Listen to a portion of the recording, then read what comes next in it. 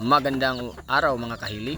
Sa araw na ito may pagkakataon tayong mailabas ang ating mga alagang mga manok kasi wala tayong pasok. Araw ng Sabado ngayon.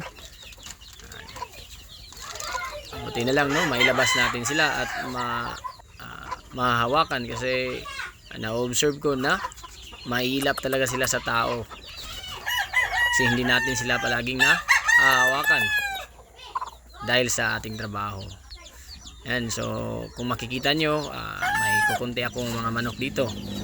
Yan, para may libangan naman habang nag-aalaga tayo ng ating mga anak. Yan, may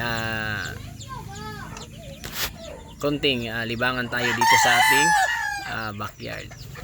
Yan, so ito sila ay mayroong running 5 months this coming September 15, and may dalawa ditong 7 months na, no? Late maturing sila kasi nung sisiw pa sila ay tinamaan sila ng mild na sipon, pero okay naman, no?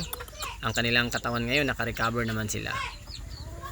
And, no, kung makikita nyo, mga healthy naman sila at sarap pagmasdan na yung ating alaga ay naglalaban na ng sila.